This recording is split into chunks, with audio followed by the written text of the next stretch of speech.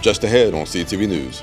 Lines at the airport are only getting longer and longer as we get closer to the July 4th weekend. I'm Bryce Parker. We'll give you those details coming up on CTV News. With the holiday weekend coming up, Maryland officials are stressing safe and sober driving. I'm Benji Kaufman, and I'll have more on what the different state departments are doing to keep the roads safe. Plans to move the FBI headquarters to Greenbelt are on hold. I'm Byron Scott. Will have that story coming up. Those stories and more on CTV News, starting now.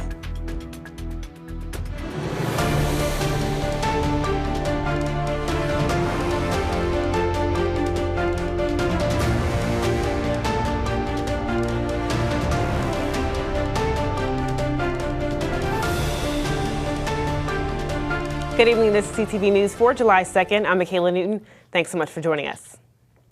Well, topping our news tonight, the new Prince George's County Fire Chief had a medical emergency this morning. Fire Chief Thelmetria Michaelides collapsed during a press conference about fireworks safety in Cheltenham today. Within seconds, members of the Prince George's Fire and EMS department rushed to her side to give her medical attention. She was then sent to a nearby hospital for treatment. Michaelides was appointed to her position as fire chief this past Monday. And 4th of July flyers are already making their way to the airports. CTV's Bryce Parker is at BWI Airport with more. San Jose, California. I'm going to Boston, Logan Airport. 4th of July travelers are gearing up for their trips, and long lines at airport check-ins across the country are the proof. TSA says that they expect a record-breaking weekend for air travel, 1.3 billion to be exact. And with being 2 days away from Independence Day, delays are already taking effect. So our flight got rerouted. I guess there were some delays here, and they rerouted us to Baltimore. Then they didn't have us flights on the way out, so we had to stay here in Baltimore right by Camden Yards. This traveler says that he was on a family trip in Myrtle Beach, South Carolina, and getting home to California has been nothing short of a headache. Very stressful. First time I've ever had to stay in a hotel, and then Southwest refused to give us a voucher. One traveler who makes the commute from Boston to Baltimore every week for work took note of the unusually long lines. Well, you can see that it's busy over there with luggage and stuff. But I am, I do this every weekend. This is my commute, okay? Every Wednesday afternoon, and I come back on Sunday evening with Southwest. He says that he's thankful that with TSA clear, even with the holiday surge, he's able to make it back home to his family without delay. I get clear, I get TSA, and it's easier. Now for you airline travelers, the lines behind me are only going to get longer as this weekend progresses. So arriving at the airport early is going to be paramount to ensure that you do not miss your flights. Now if you're electing to take the road this weekend instead, Benji Kaufman is in Pikesville to share some road safety tips. That's right, Bryce. The highways are going to be jam-packed during the upcoming holiday weekend, and Maryland officials are urging residents to drive carefully, but more importantly, drive sober to prevent anything like this from happening. These are not accidents. They are preventable tragedies. Officials said nearly 800 people have died in the last 5 years from fatal collisions involving impaired drivers in the state of Maryland. State departments are gearing up to prevent drunk drivers from hitting the road during the July 4th weekend, with 60 million people expected to travel by car during the holiday. State troopers from all 23 barracks will work with our allied partners to conduct high visibility enforcement and DUI saturation patrols to remove these dangerous drivers from our highways. The patrol efforts will be led by SPIDER, a law enforcement program that aims to prevent alcohol-related crashes. This team will be in full force this weekend, targeting more populated areas that are of higher risk to crashes. It's all data-driven approach. So we look at the areas that are concentrated from DUI-related collisions and go down there into those areas with our partners and reduce those collisions and keep people safe. SPIDER has removed 5,000 impaired drivers since its formation in 2013 and is committed to its goals of 0 fatalities during the upcoming holiday weekend. One crash, one injury, one death is one too many. From Pikesville, Benji Kaufman, CTV News. All right, thanks so much for that report. Officials added that every state trooper has undergone extreme training to effectively enforce DUI laws and keep the roads safe. Meanwhile, the Trump administration deals with a major blow to Maryland. The plan to bring the FBI to Greenbelt has been reversed. Byron Scott has our story. I'm Byron Scott in Greenbelt. This is where the FBI is or was supposed to go at the Greenbelt Metro Station. You can see the area behind me here. It is spacious, close to mass transit and highways. But now the Trump administration says the FBI will now be staying in D.C. and will not relocate to Maryland after all. Maryland lawmakers are critical of the Trump administration's plan to keep the FBI in Washington and nixing the GSA plan to move it to Greenbelt. Not only does the reversal deal a blow to Greenbelt and the decades-plus fight to get it, but it marks yet another major economic blow to Prince George's County. The Washington Commanders has announced their plan to leave Maryland and move to D.C., and in May, Six Flags announced it's pulling up its stakes too. The GSA selected Greenbelt following more than a decade of competition between sites in Maryland and Virginia. But before that, in 2018, during his first term, President Trump put the relocation plan on hold. Administration officials say keeping the FBI in Washington, just a few blocks away from its current location, will save taxpayers money. Yesterday's announcement was not a total surprise. The president announced earlier this year that he would halt the relocation process, even though Congress had allocated some $845 million. It's also no surprise that Maryland lawmakers say they are ready to keep up the fight. In Greenbelt, Byron Scott, CTV News. Well, there's a big update from the Maryland Department of Health. The state has lifted its freeze on new behavioral health provider enrollments in many rural and underserved counties. This means providers offering psychiatric rehab, intensive outpatient, and partial hospital programs in 14 counties can now apply to join Maryland's Medicaid program. But the pause isn't over everywhere. The state is extending the freeze in larger jurisdictions, including Baltimore City, Montgomery County, Prince George's, and several others. Meanwhile, a win for the Trump administration in the Senate. The big, beautiful bill is now one step closer to cutting Medicaid to nearly 200,000 Marylanders. The bill passed the Senate with a 51-50 vote, Vice President J.D. Vance breaking the tie. Now, Senate Republicans say cuts to Medicaid ensure the resources go to those who it was originally intended for. However, Maryland's lone House Republican Andy Harris says he plans to vote no for the bill. And Maryland has now joined two more lawsuits against the Trump administration. One challenges the administration's plan to share Medicaid recipients' personal data with Homeland Security. And the concern, it could lead to mass deportations and stop people from seeking needed care. Attorney General Anthony Brown says, quote, giving immigration officials access to Medicaid data isn't just wrong, it violates federal law and undermines trust in our healthcare system. Brown also says Maryland will keep fighting to protect health programs and residents' privacy. And you're watching CTV News. I'm Michaela Newton. Still to come, new legislation on cannabis goes into effect today. After the break, find out what you need to know.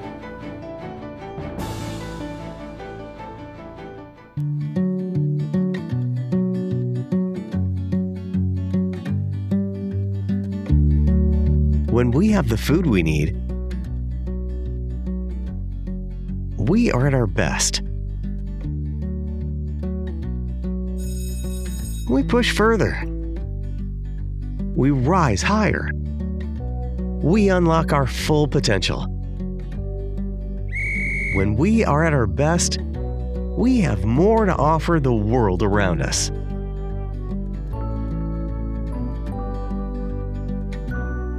When we have the food we need,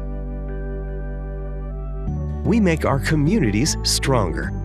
Together, we can help everyone get the food they need to thrive.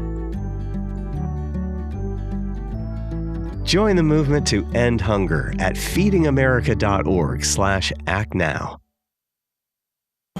Meet the Scan, a simple procedure whose mission is to detect lung cancer early.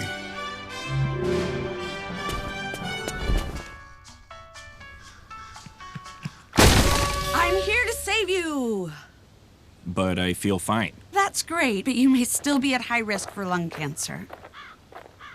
Oh man, that's a new fence. If you smoke, early detection could save your life. Learn more at savedbythescan.org. We're with Bridget, whose husband won't be home for months, and whose daughter is due any day. We're with Mike, who's leaving home to protect his family. and yours. Thanks to your donations, we're with all service members and their families who need community, connection, and maybe a bit of magic. Are you with them? Learn more at uso.org today. Prince George's police are investigating a fatal single vehicle crash that happened in Oxon Hill last night. The crash happened at the intersection of Indian Head Highway and Kirby Hill Road. Officers arrived on the scene shortly after 9 p.m. Investigation shows the driver was traveling northbound when, for reasons unknown, the driver struck a traffic barrier and the vehicle overturned.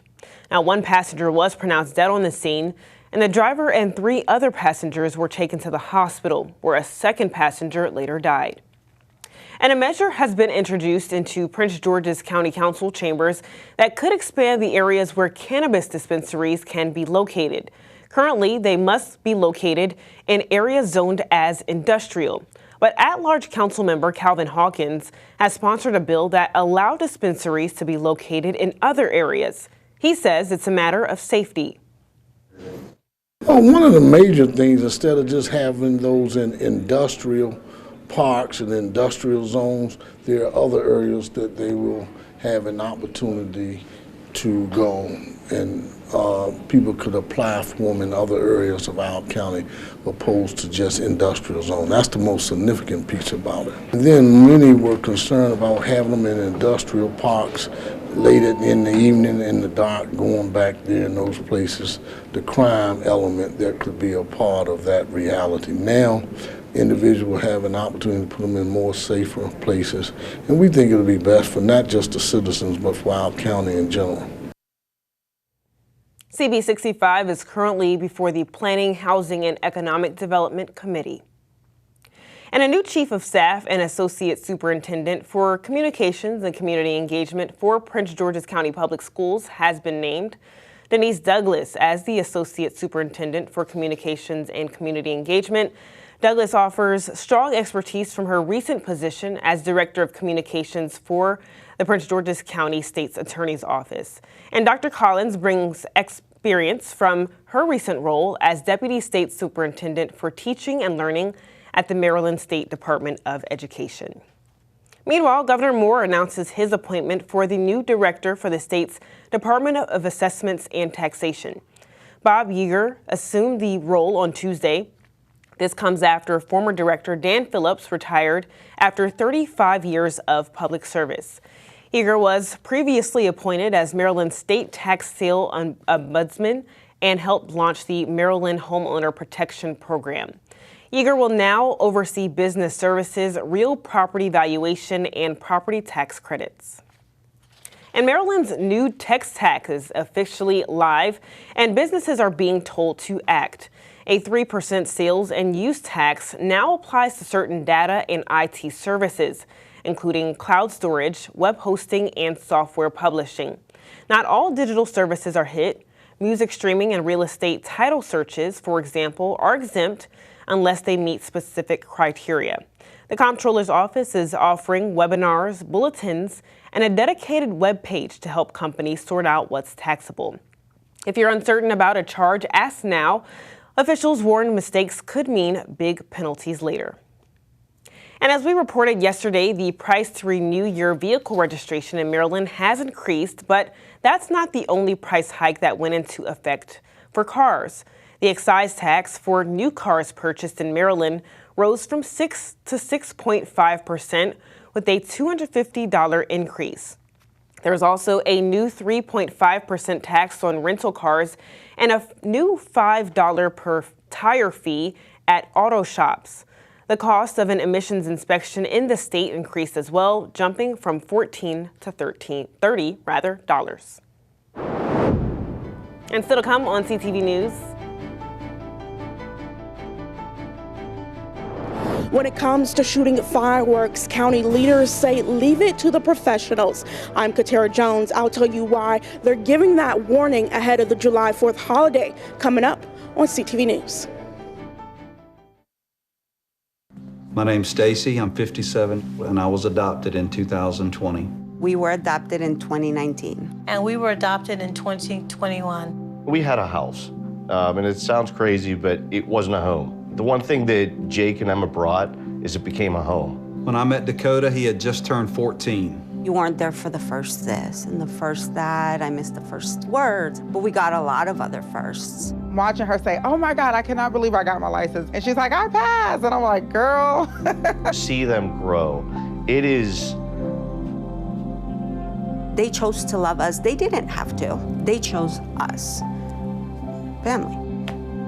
You and you. Kids in the middle. What I thought was a complete life was nowhere near complete, but it is now. Learn about adopting a teen from foster care. You can't imagine the reward. Visit adoptuskids.org. Got one of these hanging on the wall? You're qualified. One of these? You're qualified too. Love a good checklist? Qualified. Qualified. Qualified. Yep, qualified. Because if you know how to put up anything in your home, you're qualified to save lives by installing free smoke alarms in your community. Go to soundthealarm.org to find a volunteer event near you.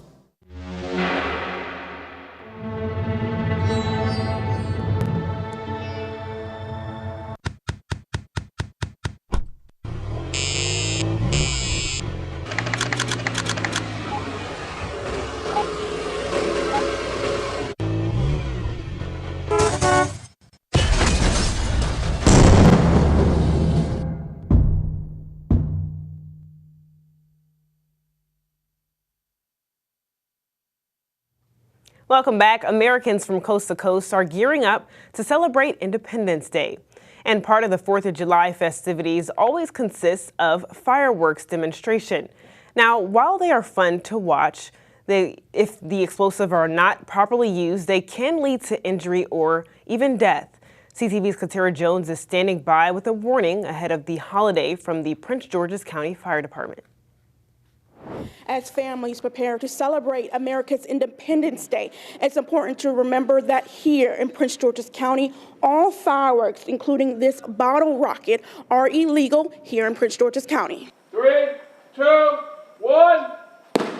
What you just saw was a melon exploding.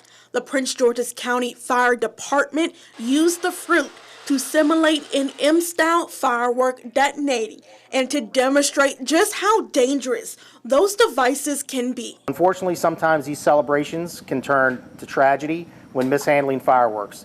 This year, like every 4th of July celebration, we're urging you to leave fireworks displays to the professionals. Officials say nationwide, 11 fireworks-related deaths reported last year due to the misuse or malfunction of those devices. So here's some tips we want to give you all to protect you and your loved ones from injuries this 4th of July. Never allow young children to play with or ignite fireworks, including sparklers. Sparklers can put off temperatures in excess of 1,200 degrees and create tragic injuries to your children and to yourself. Remember, the sale, use, and possession of fireworks is illegal in the county. And if you're caught with the devices, well, penalties include fines of up to $1,000 for each device and up to 6 months in jail.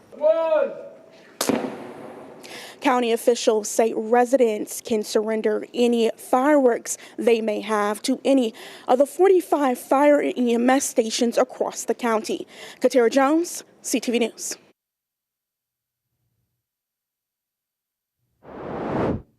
All right, Katera, thanks for that report. And if you're headed to the nation's capital to celebrate Independence Day, driving there may be nearly impossible. Officials are urging people to use public transportation as there will be road closures spanning from Arlington to D.C. Starting 5 p.m. Friday, fares will be free on Metro Rail, Metro Bus, and Metro Access. Parking will also be free all day Friday at Metro-owned garages and lots. Riders are also discouraged from using the Smithsonian Station as it may become overcrowded after the fireworks end. And according to a new report by the Wells Fargo Agri-Food Institute, it's going to cost more to fire up the grill this 4th of July. Tracking the prices of classic backyard barbecue staples, analysts have determined that people should expect to spend about $130 ringing in the 4th this year. The price of ground beef has surged 7.4% due to historically low cattle supply. And if you're a fan of deviled eggs, you may miss out as egg prices remain 40% higher due to lingering impacts from the bird flu outbreak earlier this year. Maryland State Police need your vote to help them win the 2026 Best Looking Cruiser contest. This is the department's entry for this year, showcasing the beauty of Baltimore. The contest is hosted by the American Association of State Troopers. The top 13 entries will be featured in the Best Looking Cruiser calendar. And voting is now open until Friday, July 11th. So to cast your vote for Maryland to win, visit the website right there on your screen. All right, don't move. Simon Buggs is here with our Wednesday sports page. Hey guys, are you in the mood for some basketball highlights? If so, you're in luck, because I have some for you coming right up. Back in a moment.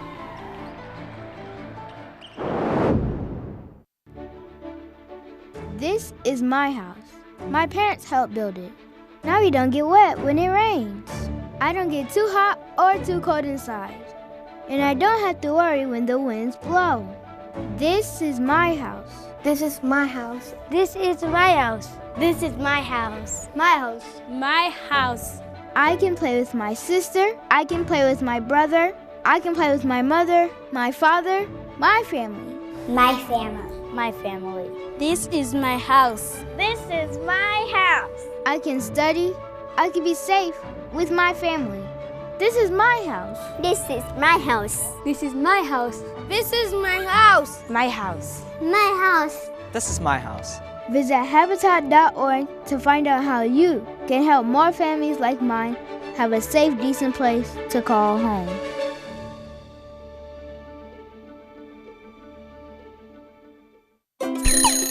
Wake up and clear the clutter. Send your old electronics packing. In Maryland, you can e-cycle through many manufacturers or through your county, and usually it's free. Visit mde.maryland.gov/e-cycling to find out how to recycle electronics in your county. mde.maryland.gov/e-cycling.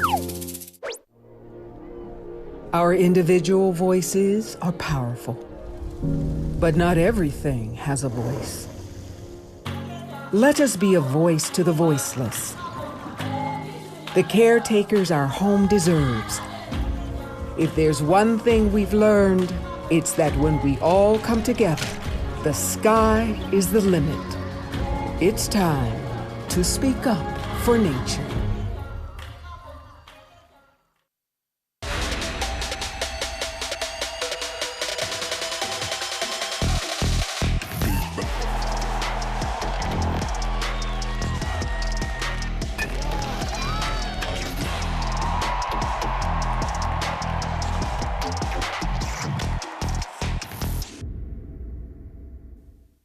Okay, everybody, your Wednesday sports page is here. We begin with some news from the hardwood as the Summer League basketball playoffs continued last night, and DeMatha looked to defend home court against Blake High School. The game was close for much of the half, as the biggest lead DeMatha had through much of the half was only 4 at one point. But with a couple minutes left, DeMatha's lead got bigger. Some good defense from players like guard Jaden Schultz, who forced Eli Conkler to shoot this air ball, more missed jumpers from the Bengals, and made shots from the Stags like this slam dunk from forward Jared Jeffers after the dime from point guard Jamal McKnight Jr. had DeMatha up 10 going into halftime, 35-25.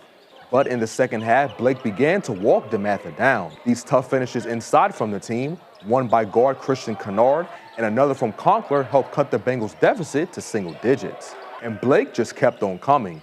More big shots from the team like these two triples, one by guard Taj Martin, who pulled up from Steph Curry range, and this one from Armani Folks. Combine that with the team making plays on defense like this block by Folks on a three-point attempt, and now Blake was only down 2.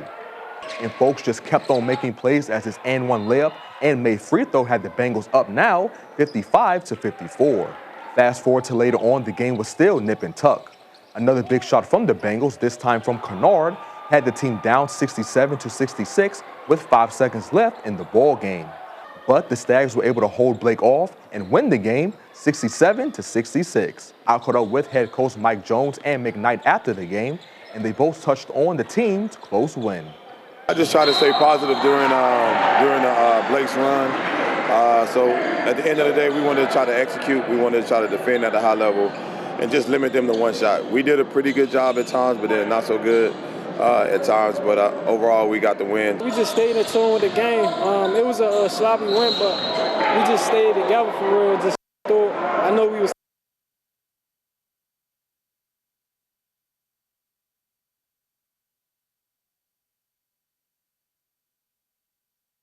All right, let's get a look at our 3-day weather forecast. Tonight is going to be mostly clear out with calm winds. Tomorrow it's going to be nice and sunny with a high of 89 degrees. Friday, for Independence Day, we'll have a high of 85 and a low of 66. Saturday will be just as nice when we reach a high of 87. And for our community calendar, this Sunday, after 2 long months, the Bowie Ice Arena will be reopening. The arena closed in May for annual maintenance, but now staff looks forward to welcoming residents back for a new skating season. For more information, contact 301-809-3091. All right, that's all the time we have for CTV News. Thanks so much for joining us. We'll see you again tomorrow. Have a good night.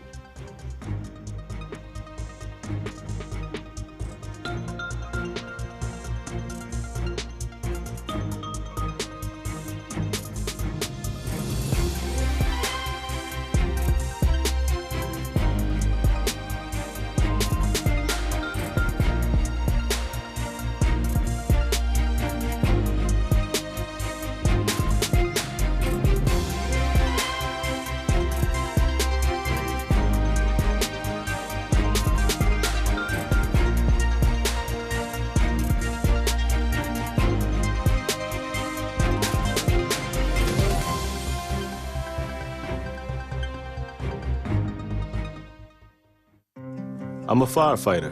A teacher. I'm a farmer. I'm a barber. A waitress. A mom. We're all part of your community. Every day we move in and out of each other's busy lives. It's easy to take for granted all the little moments that make up our everyday. Some are good, others not so much. But that's life. It's when you experience a moment of uncertainty, something or someone's behavior that doesn't seem quite right. These are the moments to take a pause. Because if something doesn't feel right, it's probably not. It's not about paranoia or being afraid. It's about standing up and protecting our communities. One detail at a time. Because a lot of little details can become a pattern. We trust our instincts. Just like you should. Because only you know what's not supposed to be in your everyday. So protect your everyday. If you see something suspicious, say something to local authorities.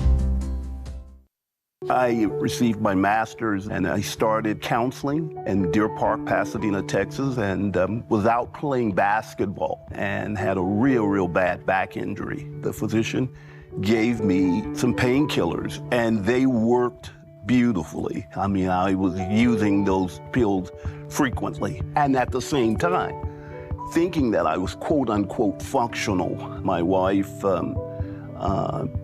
starts saying to me, look, Robert, the pills are destroying our family. Can I stop real quick?